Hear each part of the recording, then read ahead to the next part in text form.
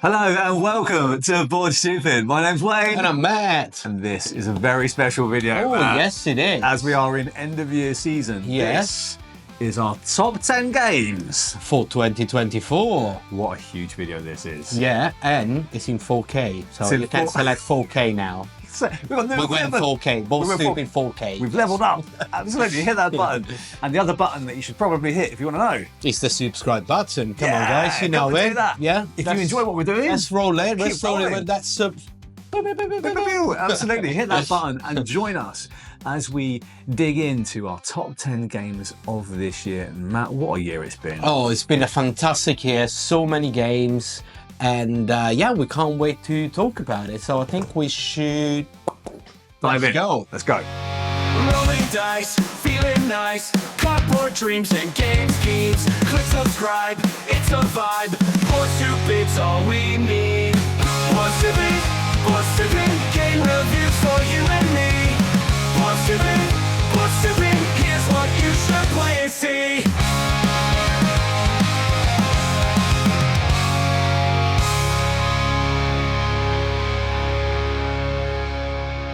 So, Matt, as we talked about, 2024 was an amazing year, yes. And we're going to start as soon as we can. But just a couple of little things I put around my list, and I'm sure you have as well. All of these games were available in Europe in 2024. Exactly. And the 2024 release date. Release date in 2024. Or delivered in 2024. I got a few Kickstarter that only if they've been already delivered, like largely. So anything that is still not fully delivered, stuff that is not in my list, or anything that came out before 2024 is definitely not on my list. There we go. I've also excluded self-imposed exclusions, any remakes, any reprints, anything like that, because they've been amazing ones, but that was just for me. Fair enough. Yeah, I accept those rules they imposed to yourself. I did not. So. Fair enough. Matt, should we go to number 10? Yeah, let's go. Number 10. Okay, Matt, give us your number 10. All right, my number 10, we start strong with Harmonies from Libellud. What a fantastic game. It's definitely now my alternative to Cascadia. I really love the building your own environment, especially the verticality, so the fact that you can stack your tokens on top and building like this little 3D environment. I found it very nice to play, and we were late to the party because we played it quite late into the year, but since then I played a lot and I really enjoyed it with different player counts and 2, 3, 4 players, and it's absolutely fantastic. You know that you enjoyed it. Yeah, I thought, and again we came late to the party because there was a lot of buzz and it came out much earlier in the year, but I thought it was absolutely fantastic. I don't know if it replaces things like Cascadia or Azul, because it does some of those things together. It does, but I think it does enough of it really well that you could probably have it in addition to, if you really like this kind of games. Yeah. And I feel that it's definitely one of the strongest games this year, especially for its simplicity. It's in a couple of innovative things, or like stealing left and right, but in a very classy way. Yeah, absolutely. I felt that was a very, very strong game. So that's why it's in my position number 10. And Wayne, what about you instead? Oh, so for my number 10, we are looking at Altai Dawn of Civilization. Of course. So Altai Dawn of Civilization, we did a review of it, and you can check that out in the corner there to find out why I really liked it. This is a great blend of area control and deck building. Almost kind of traditional deck building in a way. Kind of throwback deck building. You've got this big open market like Dominion, your cards that you can buy, stick in your deck, but you're using those cards to make influence on the map. Which is really, really cool. You're going to be playing cards to get new settlements out, to get new technologies. And what I really like about this game, Matt, is the fact that you have the civilization cards that are going to be making you slightly more asymmetric over the course of the game. Yeah, it helps the asymmetry into the game. All the factions are slightly asymmetric. You got the one that is a little bit more aggro, the one that likes to build more, the one is faster getting resources. Yeah. But yeah, the cards make it that asymmetry like more and more stronger. Especially because you as a player, you can then decide, I want to go heavy on the building side, heavy on the aggro cards or the fighty cards. No, it's absolutely a joy to play. More on the 4-player side, I think that is where the game shine, is in the full 4 players. Less players, I'm not really sure, but yeah, absolutely a super strong game. Okay, we are at number 9. And Wayne, what's your number 9 for 2024? Well, my number 9 for 2024 is a short, stabby game by the name of Courtesans. Published in the UK by Hachette Games UK. And what a great game this is.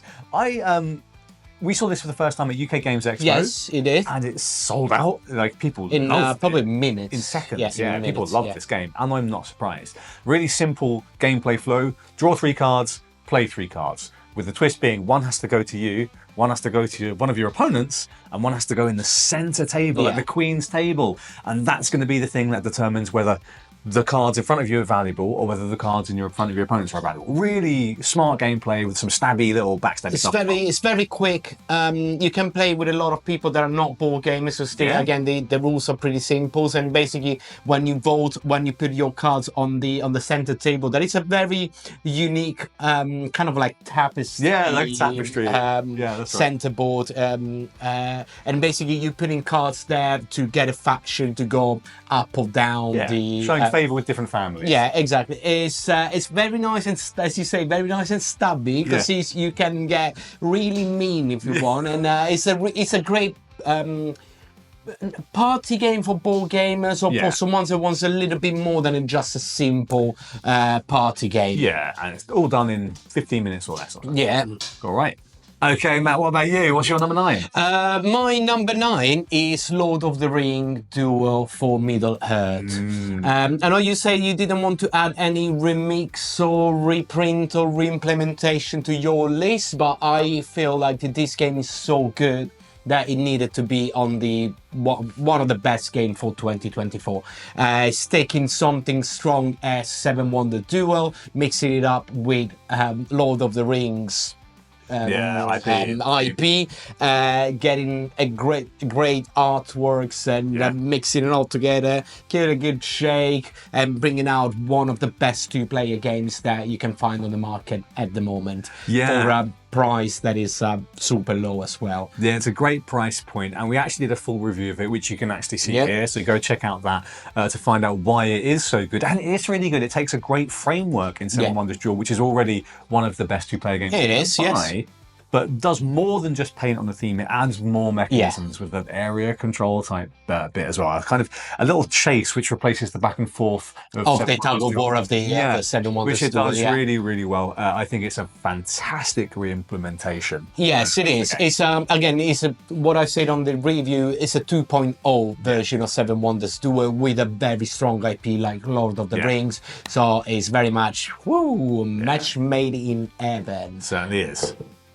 So Matt, what's your number 8? My number 8 for this year is an independent game. I love it. It's Mycelia. The strategic mushroom. The strategic mushroom game. Not the other Mycelia. Or the other Mycelia. Or the other Mycelia. This is the better Mycelia of all the other Mycelias. Mycelia, again, the mushroom strategy game. Is a very, very nice, innovative area control, and where you try to basically build your mushrooms, but your spores will gonna go left and right, so you don't really know because you're rolling a die, and they will go with the wind as the spores do. As they do. But at the same time, you need to be very strategic and control the board to see where you can go, where you cannot, trying to stop the other people from growing their own mushroom. It's quite deep game, but with a very, very simple frameworks around it, and it works absolutely beautiful, and the artwork and everything is absolutely stunning. It's an amazing production for an independent production. Really. Yeah.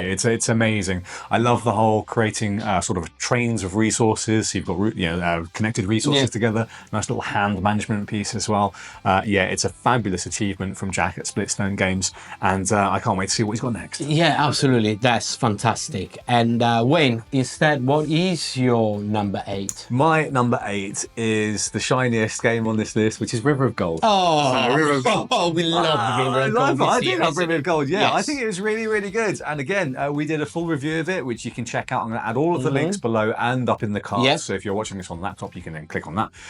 But I love this game, and there's something about it, Matt. It's very like almost a traditional Euro design. Very traditional with a twist. With a twist, yeah, absolutely. But the thing that really makes it stand out is that stunning production. And also, this is a game that flows way easier than it looks to flow. Does that make sense? Yes. It sort of flows like the river. But it's like really smooth, snappy gameplay for something that looks more intimidating. Yeah, I think we call it a relaxing Euro. Yeah. Because again, you floating with your boats on the river, and then every time that you move your boat, something is going to happen on the territory, so you're around you. And while you're moving down on the river, you will collect more points, so you will collect resources. You will bring stuff to this or that merchant. So it's quite relaxing. It's not cutthroat. No. It's not too heavy. There's a little bit of gimmicky when you need to do the point scoring. So every time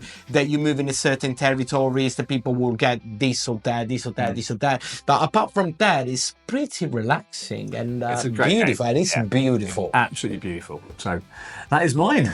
That is River of Gold. Wayne, lucky number 7. Lucky number 7. What is your number 7? Go. My number 7 is a cooperative game, and it is called Leviathan Wilds. Okay, yes. And Leviathan Wilds I played with my buddy Nick, and I'd heard of it but hadn't played it, and I was kind of like, I'm not sure how interested I'll be in it. I played it, absolutely loved it. I think it's a fantastic cooperative game. This is it's kind of like, have you ever played Shadow of the Colossus? Yes, the video game Shadow of the Colossus. It's that. You're working together to fell one of these giant rock creatures. You have to traverse your climbing up this giant beastie and then like attack the corruption on it, like you might have done in the video game. Yep. And you're going to be utilizing your deck of cards to do that. And the game does this fantastic deck construction type thing. But instead of constructing decks like you might do in Arkham Horror, the card game, you just take I think it's like a character archetype and then like a job archetype, and you just smash them together. And that's it. Got And the that's your cards, deck. yes. And there's like a bunch of each, and you can make lots of really cool combinations. I think it's absolutely fantastic. Really easy, light deck work, amazing cooperation work as well, which is what I really look for. Because it's like you can upgrade another player stats, so you can make him jump higher onto the monster. Yeah, it's really good. I still have to try it. I wasn't lucky enough to be there that day because someone has to work. But apart from that, no, it sounds like a very, very cool game. It was amazing. Yeah, Leviathan Wilds. So Matt, what about you? I got kind of like the similar thing to you, but it involves a lot of giant minis. And I'm talking about Primal The Awakening by Reggie Games. Again, another independent publisher. They finally released a game that came on Kickstarter a couple of years ago, and now you can buy on their website. And it's basically a boss battler, but where you got your giant dragon or your giant monster in the center of the table, and each player will move around the monster and will do deck building to build their deck to do combination and try to slay the dragon. So something quite similar to Leviathan, but with giant minis, a little bit more on a serious side, more D&D-esque. But the deck building is absolutely amazing, and the more you progress into the story, it's a campaign, but you can play as well as a scenario. And you mix all your cards and you try to in a cooperative cooperative way, helping your friends to do more combos and to try to kill the giant beast. It's a very, very good one. I really hope I can play it more and more, but it takes a little bit to put it on the table, but I find it absolutely amazing. Primal the Awakenings. Fantastic. So, Matt, give us your number 6. My number 6 is my favorite Euro game of the year. Oh my God, there's a Euro game in here? Yes, it is. It is SETI from CG. Great game. A very wide Euro game with this Psi without the Phi team, even if then you can discover aliens.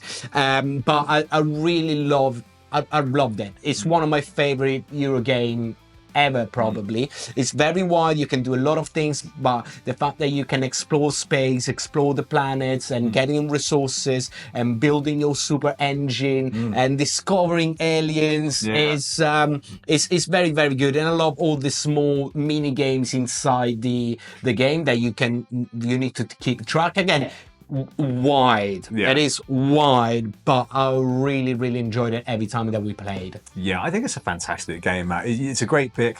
SETI, as you say, is wide. Lots of mini games together, really. Got a little bit of area control. We've got a bunch of hand management going on. You have this sort of set collection thing. I really like the supercomputer type thing. That's which is really cool. Fun, right? But as you say, what I really like is it tries to make use of the theme, so it's not just dry. It tries to implement. It's quite spacey, and I really enjoy it. And if you want to know more, we got the review that came out a few months ago. Yeah, go check that out as well, because we did very much enjoy it. And Wayne, he said, which one is your number 6? My number 6, Matt, is Harmonies. Oh, okay. We started getting into double up territory. Yeah, we're doubling up now. Well, me and Matt play a lot of games together, so it's going to happen, frankly. But Harmonies was a bit higher for me because I don't know, I just really enjoyed this game. I think there's nothing bad to be said about that game. It's great production, a fantastic price point, a really fun game to play. It borrows from other stuff, but that's not a bad thing. No. Because it borrows successfully. And then adds another couple of interesting twists on top of it. What I really loved about that game, Matt, is not just the whole, sort of drafting from the center, which is really interesting, and then having your restrictive little area, as opposed to Cascadia, where you can kind of build wherever, right? This is really heavily restrictive, which is really interesting. And having those scoring cards, and you can only take a few of them. So, and when you start taking, you're kind of committed to getting that done.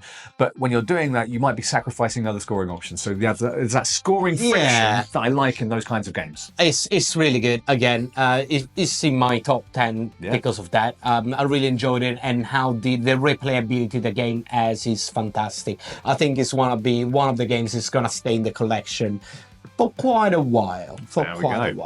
On to number 5s.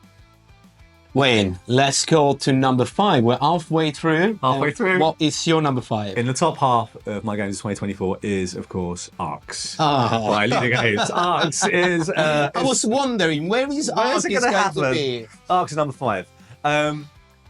Do I prefer it to Root? No, I don't. Do I prefer it to Oath? Yes. So I think so it sort of fits between those two games for me. It is table flippingly annoying, but once you accept that that's what the game is, it's great fun. And it is highly aggro, it is interactive, it is incredibly interesting, it is innovative, it has fantastic art. I mean, all of those great things come together to make a wonderful product. We still haven't managed to get to the campaign properly. But we are determined to do this over the Christmas break and revisit it, because I keep hearing it's amazing and I keep seeing it's amazing. But it's got to be Arcs, Matt. Fair enough. You know how I feel about Arcs? It's a game that I love and hate, but I can't. It's funny because it kind of grew on you over time, didn't it? It is, and to be honest, we can talk about it after this. But my number 5 instead is a proper cooperative adventure game. And it's Fate Forge. Chronicles of Khan. I found Fate Forge being it is a dungeon crawler adventure game where you are in this fantastic world that the guys at Mighty Boars have built with a lot of lore, so everything is fantastic, with a great companion app that you can use to progress into the story. But the fresh take that they took to a genre that I love, that has been out there, has been copy and paste a lot in the recent past. They took a completely fresh take with the fact that you're rolling your dice behind your screen and you kind of like need to try to figure out with the other players what you're gonna do without knowing exactly what you're gonna do. I found that very interesting and very refreshing, and the story itself is pretty cool. I love the use of the map, because it's not just you find in the box your map of the cities or the places where you visit. It's not just a piece of paper. You're actually actively using during the story, because the story will tell you, oh, you went north and then left and then north, and you need to find your way onto the map and find out exactly where you are. I found it it's been a very, very refreshing to the dungeon crawler genre, and I can't wait to see more, because the guys, I think they got an expansion coming out in the next few months. I can't wait. I loved it. Spoilers, that was number 11 for me, and I think it's an amazing game. Okay. excellent game. We'll maybe talk about it later, but what a fantastic pick. Yeah, cool. On to number 4. 4? Wow. Okay, Matt, what's your number 4? Breaking well into the top half. My number 4, another indie, another Kickstarter delivery for this year. One of the best 2-player games that I played in ages, and we're talking about Kelp Shark vs. Octopus. Great year for 2-player games. It is 2024 best 2-player games in a while. Yeah, great year. It seems like we can talk about it in another video about the trends of that. Of these 2-player game things, but Kelp, completely asymmetric. You play, one player plays as the shark, and you trying to do a deck building with dice rolls to trying to do your action. There's going to be moving around the map and trying to find out the octopus, and then eat it. While you, as the octopus, you're going to have a deck building mechanism, so completely opposite from the shark. And with your deck, you're trying to work with the tiles on the tables that are basically your hiding spots, and you need to move between your hiding spots and trying to get out from the shark trying to get you. It's an amazing game. The flows is absolutely perfect, and you want to play more and more and more. Yeah, it's a fantastic game, mate. Amazing production as well. Love Kelp. Yes, absolutely. So Kelp was my number 4. And my number 4, Matt. Oh, yeah. Which one is yours? Can't leave without my number 4. My number 4 is another crossover, of course, which is SETI. Slightly okay. So, SETI, I've already talked my bit about SETI. Fantastic Euro game. I prefer it to Terraforming Mars and Ark Nova. Shoot. I agree with you. There you go. So, comments below if you disagree. But I think it's a fantastic game, a really great achievement from CGE. And again, we didn't mention it in the review, so I'm going to mention it now. Made with Rewood components. Underscore again CGE's amazing commitment to ethical game production, which is fantastic. And it is, in some ways, a quite traditional game for CGE. They normally do crazy stuff like apps and other things going on. I think with this one, they still did something innovative, like having it so wide with so many mechanisms, so many mini games. They all work together in a very, very smooth way. I like the rotating board as well. The rotating board is great as well. It's just a fantastic achievement by CGE. I love SETI. It's a good game. Let's go to we go into the number 3 podium. Woo. Let's go. Okay, when we are on the podium, give me your number 3. Come on. Explorers of Navoria. Oh, okay. I really love this game. This was such an underrated gem for me, an unknown hit before I played it with Tom. From the guys at Dandra Games. Yeah, that's right. And Tom raved about it at Spiel. He was like, this game is amazing. I love it. It's like my favourite game of the show. I was like, what? And then I played it and I was like, this is really, really, really fun. Quite a lightweight... I won't say family plus. It's more than that. Something just like in the beginner category. Yeah, in the beginner category, like upper beginner category. A great game of sort of token drafting, and then a little kind of worker placement using those same tokens as a worker placement, which is really as well. And then a tableau building thing as well. So you've got these 3 elements in concert to create a really fun, interesting, interactive experience. you are essentially trying to be exploring different areas of Navoria, which are basically just tracks, pretty looking tracks. Yes. Trying to push your little characters up those tracks as far as you can to get as many points as possible. But there's lots of different ways to score points. You've got end round points, you've got end of game points, you've got immediate points, and where you focus is up to you. Really fun game. It is. I did not love it as you. It to me fell short in a couple of things, but again, that is simple, like personal taste into with this or that game. But yeah, no, it's an absolutely great game with a great production. More toward the beginner friendly as well. So absolutely. So what about you, though, Matt? Your number 3. My number 3, I love it and I hate it, and it's Harks. There we go. I hate it so much that I think about it a lot. I hate this so much that I think about it a lot and I want to play more. It's so funny because like when we first played it, you were like, I don't like this. I hate it. I hate it. I hate it so much that I wanted to play more. Yeah. And now it's the end of the year, and I think like if I have to pick one of these games, which one I really want to play. Definitely Arx is one of the first picks that I will do, and it's probably because it's so frustrating that I wanted to try to do better, and I want to try to master it, because I think it's a great piece of a game of design with a lot of flaws that make it very frustrating, but I'm not sure if I call it flaws. Probably not flaws. There are just like mechanics in the games that makes you go bonkers. But trying to understand the design space. Yeah, but at the same time, you're just like, what am I doing wrong? Yeah. And next time I'm gonna do that. And every time we play it, I kind of feel like, oh, I can do a little bit better. Do a little bit better. But again, I hate it so much that it went up to my position number 3. It's a powerful feeling. Number 3. Matt, top 2. What's your number 2, mate?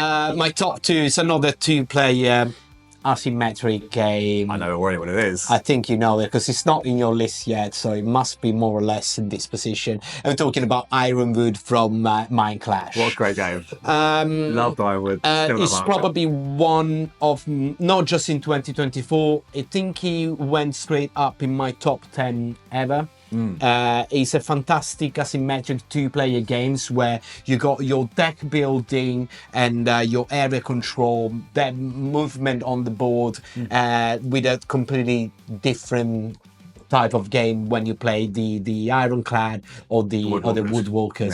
Yeah. I find it like it's so deep and so strategically sounded, and that I can't wait every time to play more and more. And I think we should play after this. We should do a game. Ironwood is an amazing achievement, mate. It's a fantastic game. It's so fantastic. It's also my number 2. Oh, perfect. There we go. There we go. Yes. There we go. Boom. It's an amazing game, and yeah, that whole sort of hand management as opposed to deck building. So you just have your hand management. Draw your hand of cards, and then like what can you do with your cards? And there's some really amazing stuff. There's great drama in the game, which we've discovered. There's always something that your opponent might pull out, which makes you go, "Oh my god, how did you do that? Or why did you do that?" And you have to really react on the fly. It's such an amazing production as well. It's beautiful. The production is beautiful. It's one of the best production of the year. Production versus price point versus depth of gameplay. Yeah. I mean, it's such a great package. I mean, it couldn't be anything other than like really high up on the list of all the games I played this year, and I fell in love with it immediately. Yes, you were not. Yeah, because when we play a UKGA, I think I dragged you there to have a look at it. All right, yeah. And after a couple of turns, you were like, "I love this game." It's great. And since we got our copies, we played a lot. Hammering it. And it's a thing of beauty. It really is. So that's why it's definitely number 2 for the pair of us. So I hope. Have a look at the full review, because that you can find out more and why we love it so much. And Matt, are you ready for the number 1 game? Before that, we're gonna do a couple of honourable mentions. Okay, I wasn't ready. After this. Okay, Wayne. I caught you off guard, but it's okay. Give me 3 honourable mentions. Again, of the 1,000 games that came out this year, 3 that are not on the list that should have been on the list. Sadly, I didn't play all 5,000, but I did play a few. But unfortunately, no, sadly not. Good job. Yeah. But I already mentioned Fate Forge Chronicles of Khan. Okay. It's in my number 11 position. Okay. It's an amazing game. Definitely deserves me to underline it. But for one that I haven't mentioned yet, it's going to be Joyride. Joyride's an amazing racing game. Really fun one. Ameritrashy, dice chucky, nonsense. Very, very fun game. Another one I want to mention, actually came to quite late in the party, is Barbarian Kingdoms. Oh, yeah. It's a really cool game. Absolutely, yes. We've got a review either coming before or after this, and it's an absolutely really interesting area control game. So do go check that out. Matt, perfect. The one I want to mention is Altai. Unfortunately, fell just out like 11th position, but I did love Altai, and it definitely deserves more. Deserves all the love that is getting. It's absolutely brilliant game. The other one I want to talk about it is probably the best party game. Probably not a party game, but Power Vacuum. Oh, that's great. I was always going to mention that one, yeah. Power Vacuum is amazing. Power Vacuum is great trick-taking with a big twist. Politics. With a politic twist to it. And we had a lot of fun playing Power Vacuum. With Rob, thank you. Yeah, that was great. And the last one that I want to talk about, Barbarian Kingdom was on my list as well, because it's such an amazing game. We should have a review coming out very soon. Maybe it's already out, maybe not, but have a look for Barbarian Kingdom. All of these games, really, really good. But number one though. Let's go. All right, well, we are at the number one. I think I know which one is, because you haven't mentioned it so far. You haven't mentioned it either. I haven't mentioned it so far. And it's not your honourable mentions. It's not in the honourable mentions, so I think that we can clearly say, that the game of the year is... 1, 2, 3. Rebirth. That was Number one. There you go. That was easy. That was really easy. So Matt, I did not expect this to be your number one of the year. I'll tell you why it is my number one. When I think about this game, I think a game that I'm gonna play for the next 5-10 years maybe. It's a game that is very simple to put on the table. It's very simple to teach to people that are not even board gamers, and you can play it like straight away, nice and simple, Teaches 5 minutes. and having a lot of fun, while at the same time it's a game that can get a lot deeper with the playing on the Ireland map instead of the Scotland one, and you can play with people that actually are board gamers, and you can get way more competitive. And I found that makes me feel like this is a game that is gonna stay in the collection for a long time, and now I'm gonna be always happy to put on the table. That's why it's number one. What about you? Yeah, it's such a fantastic game, Matt. And like you say, you've got two sides of the map for two different types of gamer in the box. It's a great price point as well. If you really want to crunch with your friends and get really competitive, play on the Ireland side with the open objectives. It's tremendous. It really takes the game experience up a level, I think. But that's not to say that the Scotland side is any worse. It's just different. No. It's just different. It's just different. Yeah, just different. Tactical. You've got to think on your feet more in the Scotland side. There's no real longer term planning, but it is just an excellent game on both sides with a beautiful production and an ethical production. It's ethical production again. Everything is rewood and everything. There is not a single piece of plastic inside the box. No, it's really, really great. And so we keep commending Mighty Boards for those choices. The artwork is amazing. It's obviously a very Knizian game. Well, it is. It's Dr. Knizia doing his thing. Distilled into 20-30 years of experience inside a box. Yeah, and we really love it. Yeah, we really, really love it, and it's an absolutely deserving recipient of our number one game of 2024. Yeah. And if you like, check out the full review to find out why it's number one.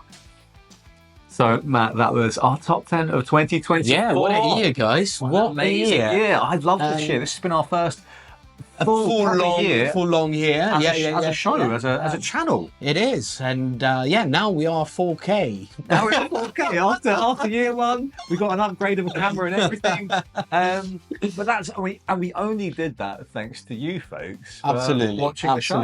That's been an amazing year. Yeah, it's been a tremendous year. It's defied all of our expectations, frankly, when we started this. And we love it so much. Yeah, we love it so much. We want to keep doing it. But, Matt, we only played a fraction of the games that were available. So let's be again, honest. this is our top 10 in terms of like Wayne's one and my one of the games that we most enjoyed during the year. We played a lot of games. We haven't played all the games because that's physically impossible. We got full-time jobs, folks. Financially impossible. Financially, I'd be broke. So this is, we did what we could for you. I know we missed a lot of games. I'm still got on my list a lot of games that I haven't played that came out this year that I want to play. Andromeda's Edge or Slay the Spire or Shafton Base. There's so many games that are still there on the list that we try to get our hands on the most of them. But again, if you really feel like that we missed something, type it down in the comments and let us know which one we should definitely pick up from 2024 that we haven't covered. Let us know your favourite games of the year, either a top 10 or a top 5 or a top 1. And in fact, if you're watching this video before our award show comes out, then there is a poll that you can find in the description below and on our Instagram page where you can pick your game of the year for the community award. And that is slightly different. It's a video that we're going to roll out in a few days. And that's going to be purely awards. So the best two-player games, best the production. best production, the best theme. It's kind of like the night of the Oscars. But all stupid stuff. I'll be wearing my best clothes. Matt will get his shirt on. Yeah, we'll see about that. So let us know what you think. What are your games of the year? Let us know in the comments below. Do you agree with our picks? Do you disagree with our picks? We love to hear from you, and we'd be more than happy to discuss that in the comments. And if you like this video, you should probably like and hit the subscribe button. Yeah, like it and definitely hit the subscribe button. Yeah, because that really helps the channel. Massively. It gives us more drive to produce more stuff, and we're trying to do our best for you guys, and we love doing it. And we love doing it. Yeah, absolutely. Check out the rest of our content, and we're going to catch you again real soon. Ciao. Game reviews for you and me. Here's what you should play and see.